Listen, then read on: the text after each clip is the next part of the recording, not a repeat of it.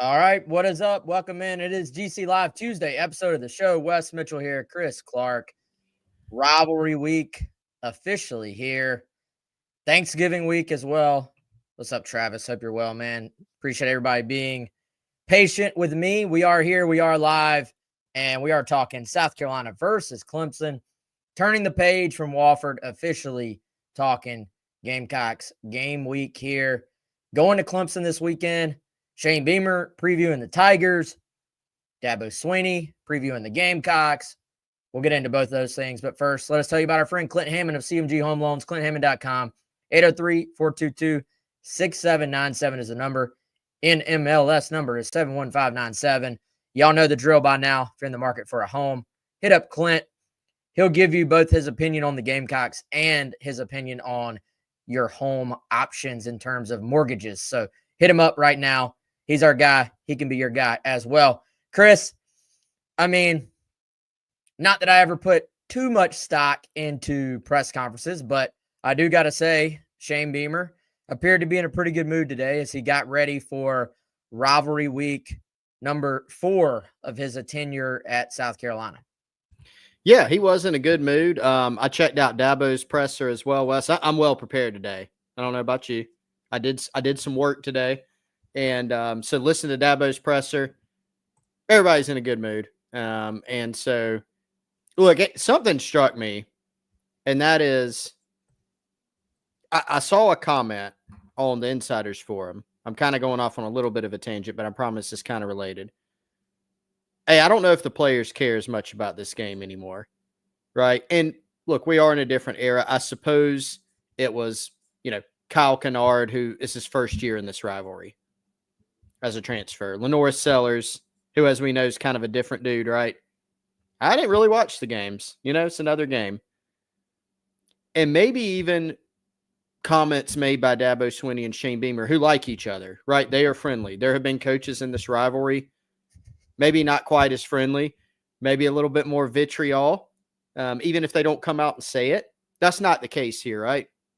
The takeaway I had from today, and I've been thinking about this all week, you don't win this game by hating the other team more. If that were the case, I think South Carolina would have notched a few more wins in the last several years. You win, and both coaches say this, by playing well. And whichever team plays the best on Saturday will win. Now, that can be different, what I mentioned about the hatred level. I do, and you and I talked about this earlier today on the radio, on the game. You can have a psychological edge in this game and in this series. I believe in that. But I don't think it's about, I dislike this team so much that's going to motivate me to win this game. I think both of these teams are well motivated.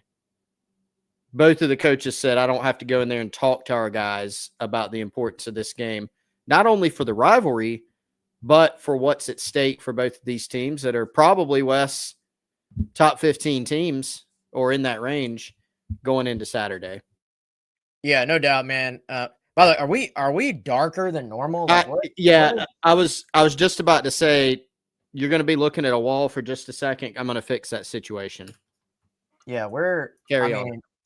I'm always, to be honest, guys, I use just my window. So if it's a shiny day out, then we have some light on my end.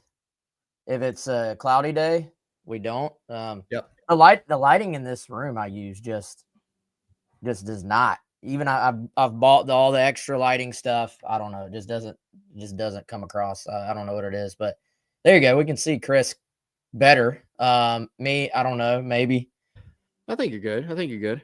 This black background also just blends in with my head, I think. But anyway, whatever. We're gonna talk about the game, y'all. And I'm with you, dude. Do you want passion in the game? Of course you do. But hatred is not going to win the game for you, honestly. And I think for Carolina, it really for both teams, but it's about honestly caring about the game, but then just putting some of that stuff aside, man. And I think if you're a competitor and it's a top 15 team, and you've got potentially a college football playoff berth on the line, you don't need to hate the guy across from you to want to win the game. Like these guys are competitors. These guys are veterans, and most of them are anyway for Carolina. So it's not really about having a cousin who you've argued with about the rivalry for your entire life and really honestly putting that pressure on yourself. There's enough pressure that's going to come from this game, especially if it's tight. I mean, think about how you all as a fan, think about how you felt about midway through the fourth quarter against Missouri. And then think about how you're going to feel if you feel that way times the fact that it's Clemson on Saturday. Point being, there's enough pressure on this game without adding in, I hate the tiger paw or orange is my least favorite color, all those things. If you're a Gamecock fan out there, you really shouldn't care how much the players hate or love or whatever, everything in between Clemson. You really just care if they can go execute against Clemson and go potentially win this game. And so I think that's where your head's got to be. Some coaches come in. You see this, not just South Carolina, Clemson. You see this all over the country, right? A new coach comes in. The guy before put too much on the rivalry. And everybody will be like, yeah, he's right. Just execute and win. And then if it's the other way around, it'll be like, the guy before, he didn't care about beating Northwest Virginia State. So, and then they put countdown clocks on the entire, every hall of the facility and stuff. Every way has its merit. Really, all anybody cares about is if you have the better team and you go win, I think. Yeah, absolutely. I'm glad you said countdown clock, and Clemson used to have that, right? And that was a big thing. They got a countdown clock. That's why they're no. Now, Now, Wes, did Clemson prioritize the rivalry in those days a little bit more? I think so, but I don't think that was because of a clock. I think they just prioritized it from a day-to-day, setting up their entire football operation to be more successful, and that included the South Carolina game, right? So I don't think, right now with where these two schools are at, certainly you and I know South Carolina much better than we do Clemson and the inner workings there. They don't need a countdown clock at South Carolina. They don't need a countdown clock at Clemson. Everybody's well motivated to go out there and play this game. Everybody wants to win this game badly. You've got two competitive coaches, two competitive teams, and we're going to go roll the ball out there on Saturday and see what happens. But I'm excited, man, because, I saw about this earlier today. We got a lot of hypotheticals going on among college football, around college football. Some of the hypotheticals have included Clemson and South Carolina. We're going to resurrect some of that talk tonight, Tuesday night, when the college football playoff rankings come out. At the end of the day, these two teams are closely ranked to each other. And at the end of the day, Saturday, one of these teams will have won, one will have lost, and that part will have sorted itself out and we'll have an answer. I am very curious to see. So we obviously are doing this live right now, Tuesday afternoon. Depending on when you listen to the podcast version, maybe we will already know, but I'm very curious to see where they slot South Carolina in the college football playoff rankings tonight. Tuesday night, new rankings come out, 8 o'clock, ESPN. I've been looking at some of the different projected ones out there. Top 15 for both of these schools seems about right. I didn't quite understand why, not that I care about the AP rankings anymore, but why Clemson jumps big, Carolina didn't jump as much. Didn't really make a whole heck of a lot of sense to me. But you look at this thing right now, and just for ease of use, because you can really get too deep into the weeds to where it's not even worth discussing because everybody's brains just kind of implode a little bit. So for ease of use, just going off of what On3 has here, just a projection. They have Carolina 15, Ole Miss 14, so one ahead, of course, with the head-to-head victory, and then Clemson 13, so not exactly tied completely together the way they were last week, but still very, very tight to each other. And Chris, I think we're going to get, and by the way, also, if that were to be the case, if this particular ranking were to be accurate, that would put South Carolina, when you take those rankings and plug them into the bracket formula, I guess you would call it, that would put South Carolina among the 4 teams in the first 4 out. Ahead of them, Alabama, Clemson, and Ole Miss. And so essentially, so those are the 4 teams that aren't in the 12. If you're Carolina, if you want to just boil this thing down to a very, very just quick argument, it is, and again, the big assumption is that this is accurate, which it may not be completely accurate. We'll find out tonight. Can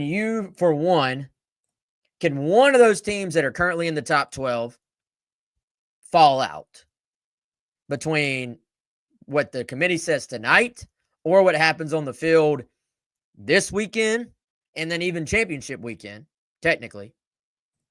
And then can you pass the teams ahead of you in the first 4 out, currently Alabama, Clemson, Ole Miss? Obviously, you'll pass Clemson by default if you win the game. And so then the question becomes, what has to happen to pass an Alabama or an Ole Miss? What has to happen for one of those 12 to fall out? Or the other scenario would be one of those 12 or multiple of those 12 fall out. And then so if you're talking about, let's say it's left Alabama, Ole Miss, South Carolina, you'd really only have to pass potentially one of them, because then 2 of you would slide into that top 12. So the whole thing is very convoluted, complicated, lots of moving parts. It clears up. It doesn't clear up, but it clears up a little bit more, I think, tonight. A couple of things I'm going to be paying close attention to, Chris. Is there any chance at all, excuse me, y'all, is there any chance at all that Carolina is already ahead of Alabama or Ole Miss tonight? If for whatever reason they are, that would actually be one of the most positive indicators South Carolina could possibly get from tonight, would be that they went ahead and took one of those head-to-head losses and moved Carolina ahead of either one of them. Either one of them, I think that, I don't know the numbers, but that significantly increases your chances of feeling like you're in. Then the next thing, when you look at the rankings, Chris, to me, how high up is SMU compared to all these other sort of bubble teams?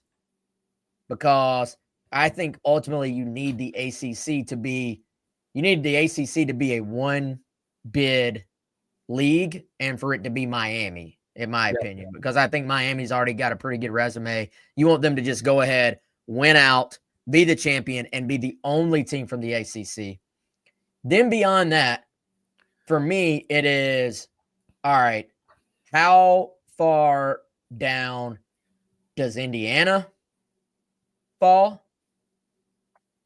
And then maybe to a lesser extent, if you're talking about paths, potentially, where does Tennessee sit at 9-2? Because I tend to think if Tennessee gets upset by Vandy, they fall behind all the other 3 losses. But I think that would be worth monitoring tonight. Where do they have Tennessee? And so right now, again, this is just a projection. It's just an opinion. It's Indiana dropping 3 spots to number 8. Tennessee moving up 2 spots to 9. Boise State, even with a tight win, moving up 2 just by other teams losing. Boise State at 10, SMU at 11. Then Alabama, Clemson, Ole Miss, South Carolina to round out the top 15. I think you made a really good point about it. And to be clear, neither of us are saying this will happen, but if these are humans on a committee and there have already been some decisions made in their rankings week to week, yes, the final one is the one that matters, and their hands are going to be tied on automatic qualifiers, but the other ones they're going to pick. And so I think what we've seen, that there's very much a human element to this, 13-person committee. And so if they came out tonight, that's the question we all have. How does the community currently view Alabama, Ole Miss, South Carolina out of 3 lost teams? And if they said, guys, we like South Carolina the most right now, fantastic sign. Because if you're South Carolina, you would already be ahead of them. And you have a chance to bolster your resume more this weekend with a Clemson win. The other 2 teams, Ole Miss has Mississippi State, not a good team. So the best that they could hope for is to win by like 50, which is possible. And then on the other hand, you have Alabama and Auburn. And Auburn, from a record standpoint, they're not in the college football playoff rankings. So even if Bama wins that game, that's not going to be look at Bama. Look at Bama beating Auburn, won the Iron Bowl. I would say, Wes, on the other hand, let's say those are really, really close. Let's say Carolina's sandwiched in between them. Or let's say Carolina's right behind them. Same point I just made. Let's say all 3 teams win. Does Carolina's Clemson win help them get over that hump from a resume standpoint of checking a final box on this win streak? Hey, you beat a team in the college football playoff rankings that's still in the mix for the ACC title going into the weekend. That's a good win. And then the next time they move them up yet again. So a lot of different things on the table. And then, of course, Wes, you got to, looking ahead to this weekend, I think you have another Notre Dame playing Southern Cal. Could Southern Cal play spoiler? I talked to John Bryce on the radio this morning from Football Scoop, Wes. He thinks if Notre Dame were to lose to Southern Cal, they're cooked. They're done. Because that's 2 quote-unquote bad losses. NIU, Southern Cal, they would have 2. He thinks they get jumped and they get left out. So a lot of different things to watch here. And, of course, yes, it all goes back to if you're South Carolina, you got to win to have any type of shot to make any of that matter. Yeah, I think Notre Dame is donezo if they get beat. And that, I'm not counting on that, but that would actually be a fantastic thing for South Carolina because the advantage for any bubble team right now, if you're Notre Dame and you lose, the advantage for the other bubble teams is that it's not a scenario where Notre Dame is in a conference that them losing could potentially just bump up and help another team who's trying to get in. Them losing essentially creates another spot, whether you're talking about the ACC getting in 2 versus 1, whether you're talking about the SEC getting in 4 or 5, whatever that looks like. Notre Dame falling out truly opens up a spot. Like, there was talk about, hey, if Boise State would have lost, how much would that have helped South Carolina? And I'm going, well, yeah, any teams that lose ahead of you is a good thing at this point. It's not a bad thing, but you're going to have 5 automatic conference champions in there regardless. So sometimes teams losing ahead of you, they're just going to be replaced by another automatic. It doesn't really help you that much. Now, I think much like we see with men's basketball, you don't want to me, you want you don't want A&M to make a run and then just win the whole thing, because A&M then would get in as your automatic, and now you're fighting for an at-large with Texas and Georgia now in that mix as well. I tend to think if Texas beats A&M, that just completely eliminates A&M from any shot. And then I tend to think no matter what happens in the SEC championship game, Texas and Georgia are both in. So then you're just battling with, all right, who among the other SECs are in what order and how much space is there. Yeah. So when the overall numbers crunch starts, if Notre Dame is not taking up one of those spaces, everybody else is celebrating at that point, I think. Yeah, I mean, it's not, remember before the season, Greg Sankey kind of stumping for 8 SEC teams to get in. You know, you're not going to get that, right? I'd be for that. That would be fun. South Carolina would certainly have a very good shot at that point. But, you know, that is the question, right? We go on and week to week, Wes, you know, a couple weeks ago, it looked like, all right, Big 12's a one bid league, ACC's a one big bid league. Now it looks like ACC could be a two bid league and Notre Dame's in, right? And then you got the Big 10. What do you do with them? How many bids do they get? And so the squeeze is on. You know, we've expanded the playoffs, but there's not room for everybody.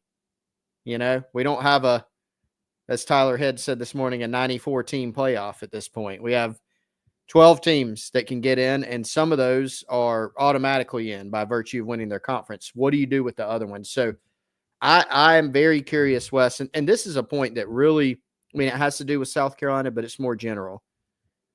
Fascinated regardless of what happens. We know that there's going to be some hard decisions at the end of this thing. There's going to be some controversial decisions. What criteria does the committee ultimately lean on, right? Like, are we going to see win streak, or this team has their quarterback or they don't, right? Like FSU last year.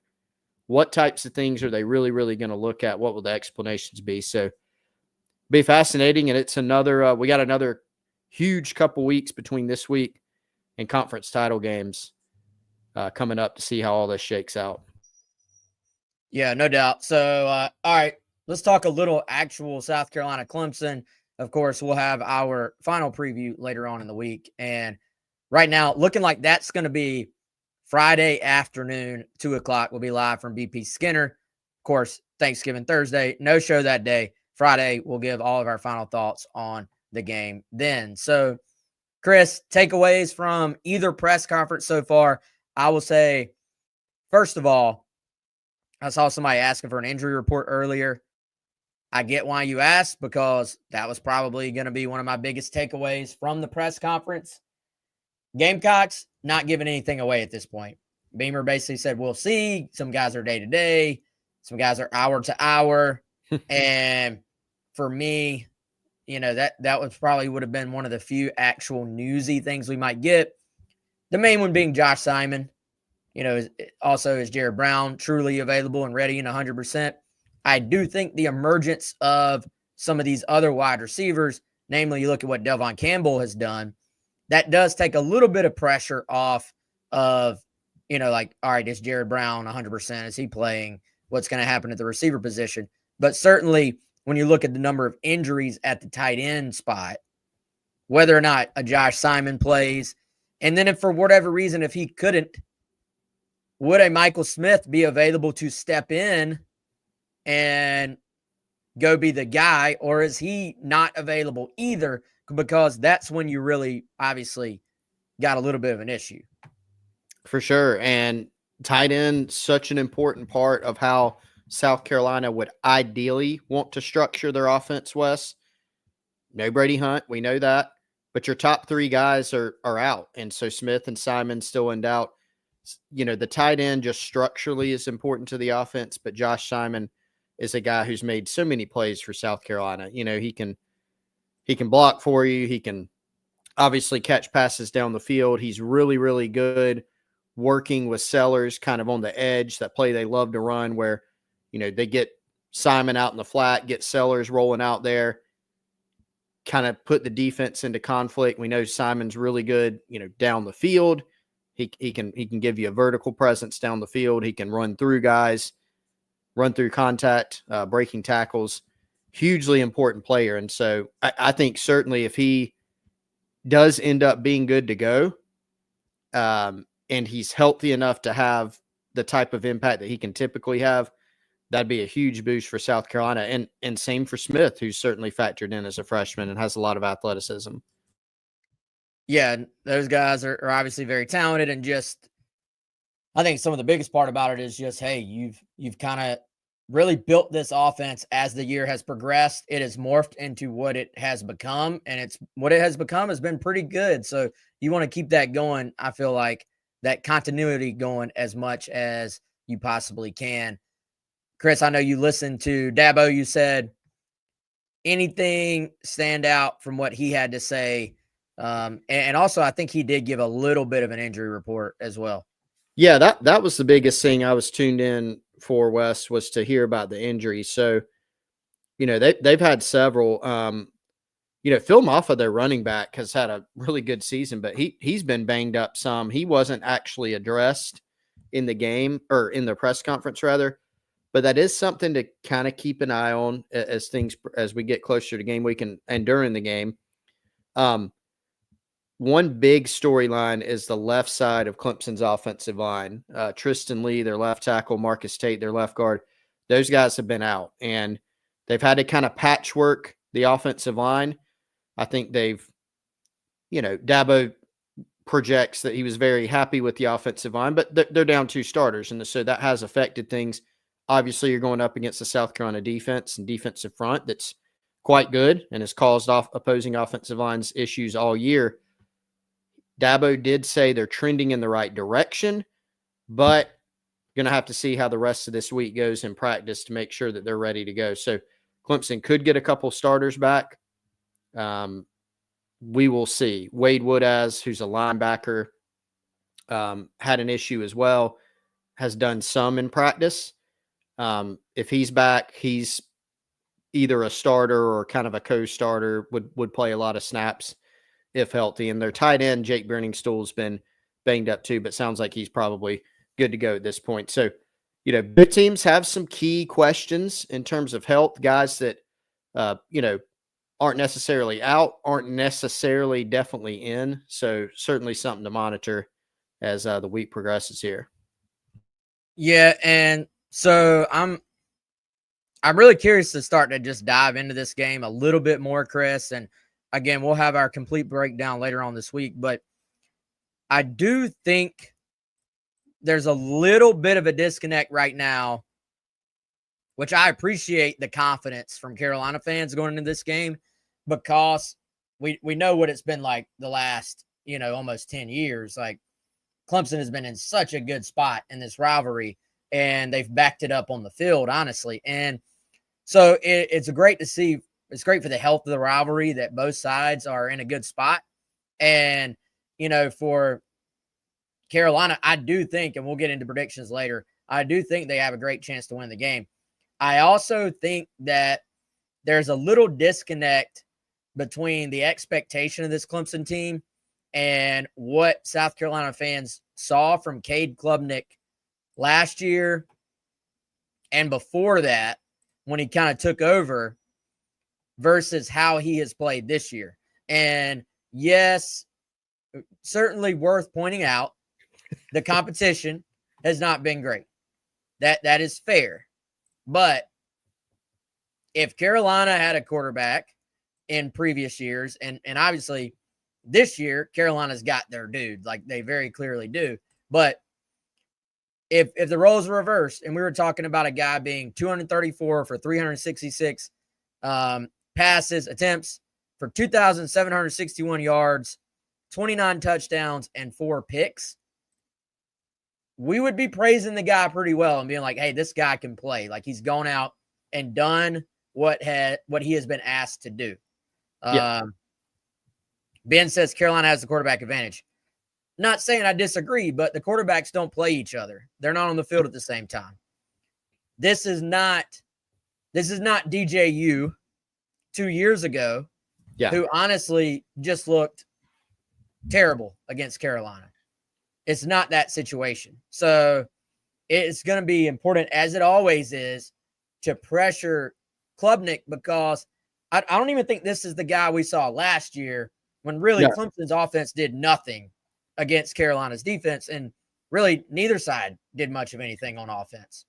But it's not the same guy, just to be fair. Yeah, it's not. He has improved. He has gotten better. Now, I'll say, Wes, and look, that stat line, like, definitely not arguing with the stat line, the results. It's been good. It's been much better than last season. I do know, paying attention to things up in Clemson, there were a couple games where there were wins, right?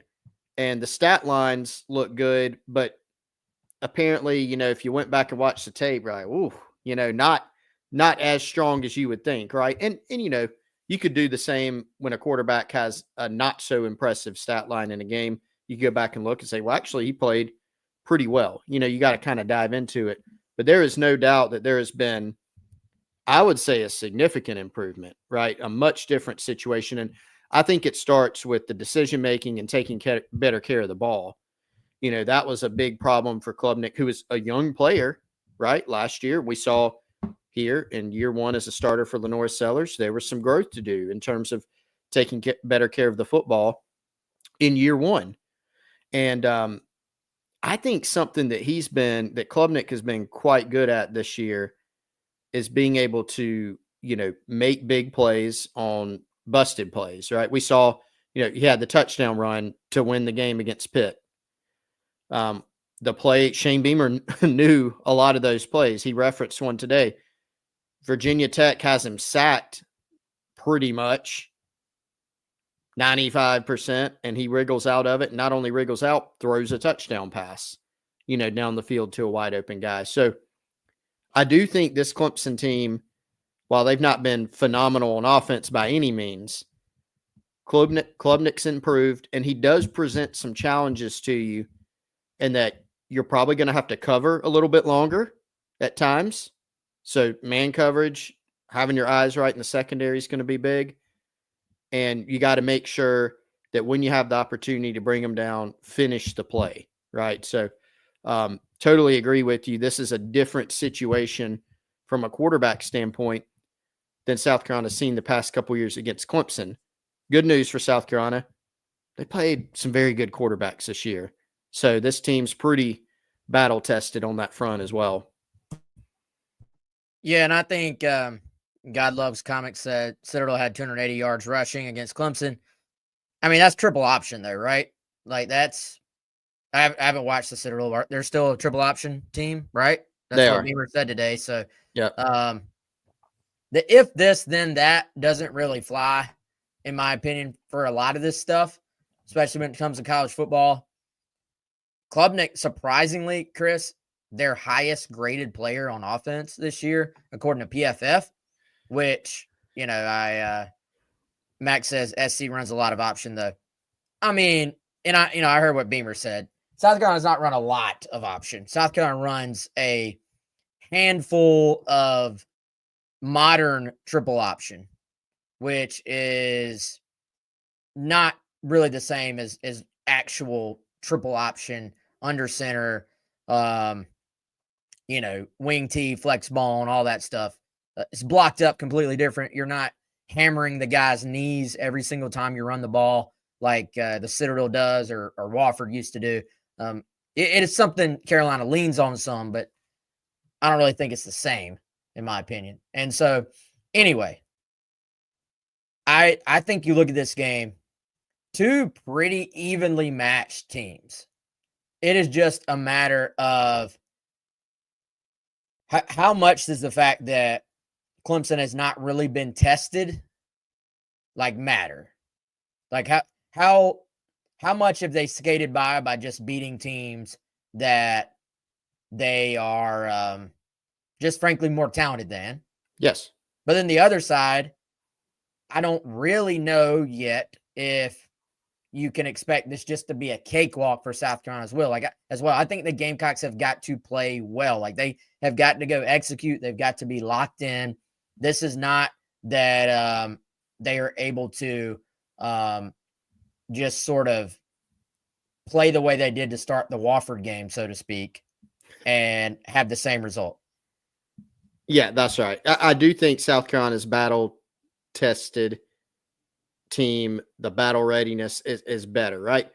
That is that's one reason this game's so fascinating, because you don't have a good reference point. Clemson has one win over a team that has, I think, that is bowl eligible, right? this season. Now, to their credit, they have won a lot of games against teams that they should beat, but this thing isn't going to be played on paper. Like you're going to have to go out and earn it. I think it's a great point. If you're South Carolina, if you're Shane Beamer, I think you're very tuned into the fact that we started the Wofford game very slow, and it's a different game. It's a different week, but I think that more than, it's Clemson, or we don't like this team, or it's a rivalry, or the playoffs on the line. That's what you're tuned into. Can we make sure that doesn't happen? Because one of the reasons that South Carolina, a primary reason that they've been playing so well lately, is because they have cleaned up a lot of the issues that we saw at the beginning of the year on offense. And some of those resurfaced in the very last game that you played. And against a better team, not saying Clemson's elite, right? But they're certainly a better football team than Wofford, and you're playing them on the road in a rivalry game. You can get behind. And we're talking about this morning, Wes. We've seen some slow starts from the South Carolina team. Not this one, but in this rivalry, right? We saw a very slow start the last time South Carolina traveled to Death Valley. Spencer Rattler threw a pick six on the second drive of the game in the first quarter. Carolina's down, and that was a weird, wild game where Carolina lost the turnover margin and still won the game. Just a lot of bizarre things happen. You want to be able to come out and play the type of game, ride the horse that brought you here, be able to run the ball, play cleaner, play smart, rely on your defense, let your defense do what your defense has done a lot of this season, and that's caused a lot of problems up front. Yeah, for sure. And I think just keeping Klubnik in the pocket for the most part, and I obviously he's got speed. I'm very curious to see how does that speed though match up with the speed on Carolina's front seven. Like when you kind of see a difference in quality of opponent, sometimes some of those runs that broke out against other teams do not break out against maybe this defense, So I think that's something to keep an eye on. You don't know which side those runs will fall on, but you certainly, from a Carolina perspective, Carolina fan standpoint, hope that, hey, he's not getting away from a Dylan Stewart, a Kyle Kennard, a D Knight. By the way, shouts to D Knight, invited to the Senior Bowl today. Obviously a good moment for him there, and very, very well deserved. I got a feeling from what I've heard, he will not be the last Gamecock invited to the Senior Bowl. So keep an eye on that. Maybe a couple of guys that are even maybe above Senior Bowl in terms of Senior Bowl is kind of like, all right, you're really good, but you're not quite, most of the time, not quite like a first, maybe or second round pick. So a lot of guys on South Carolina's defense in particular that I think will serve an opportunity there at the Senior Bowl and a chance to continue to move up on draft boards.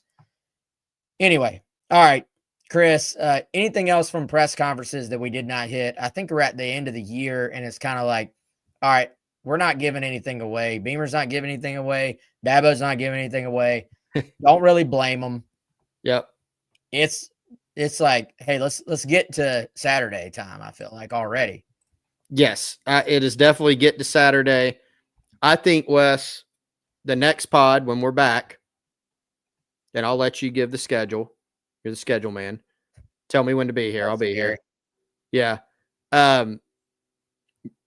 Deeper dive, right? Like that's when we're going to talk about even deeper in personnel, even deeper into scheme, keys to the game, and of course predictions. But I do think we've, both coaches talked for a while. Beamer, I can't remember, what was he, 20 minutes, 25, something like that. Dabo, same thing. Said a lot, talked a lot about the rivalry, a lot of bigger picture items, didn't give away anything with the injuries, right, as you said. So I don't think I have any more takeaways from the press conference today. Those were TV answers, Chris. Yes, very much. Those are not Gamecock Central, hardcore fan answers, in my opinion. TV answers for those who don't. Do I? Yeah, go ahead. I was just saying, TV answers for those who don't know what the heck I mean by that. That's like the kind of feel good, big picture. Yeah. Like if you're doing a local sports segment, you'd play one of the clips of Beamer talking about, hey, I've been in a lot of rivalries, and this is one of the best in the world. And, Beamer doing the rundown of how good everybody on Clemson is, or, I followed Klubnik when he was in high school. He's a great kid, great relationship. Yeah. Just kind of surface. Yeah. It's a great point. TV answer. So now y'all know the lingo now. By the way, though, talking about GamecockCentral.com, Wes, is our deal still good for the YouTubers? I hope so. Here it is. $1 for 2 months. Code SCAR1. Again, we did not come up with the code name. If you yell at the TV when you see SCAR instead of USC, sorry, Wes didn't do it. I didn't do it. SCAR1. You should like it because it will get you $1 for 2 months. If for some reason, guys, by the way, you go to that deal and it's not good, there is another promo on the website. So just go to GamecockCentral.com. And Wes, normally we have to remind people that we have a website. The other day it was the reverse. When we were at our man BP Skinner's, met a guy and said, oh, I knew the website, didn't realize you had a podcast. So it goes both ways. But I'll tell you what, Wes, great time to subscribe because not only do we have the Clemson game, recruiting is heating up even more. Signing day, early signing day is on the 4th, and the transfer portal opens on the 9th. So if you want to know what's going on, come join us on the Insiders Forum. We'd love to have you. Whew. December 9th. Portaling. It all starts again. It begins. Can't believe it. Crazy. Season is flying by. Yeah. But portal, man, it's fun. Everybody loves to hate the portal, but y'all lying. Y'all love the portal. Oh, yeah. Every time I tell people that all the time, I don't like the portal. I'm like, the numbers say otherwise. Shows you're reading about it a lot. Y'all love the portal. I was talking to somebody about that the other day too. They were like, man, this college football season has been fun. I'm like, what? I thought NIL ruined it. It's awesome. I love it. I hope next year is just as fun. I think it's got a chance to be. So, all right, y'all, we're going to get on off here. You've heard enough from us, but we'll be back. Chris said I would give you the day and the time and all that. Friday at 2:00, live from BP Skinner. And I believe Jack is hopping on tonight to talk basketball and also to probably talk about the rankings that have just come out. So be on the lookout for that. He'll be live as well. We'll of course have wherever Carolina is, be on the lookout, GamecockCentral.com. We'll have that article coming up, of course. It'll be all over social media as well. And we'll have some reactions to that too. So, all right, y'all. He's Chris. I'm Wes. Appreciate you as always. We'll be back.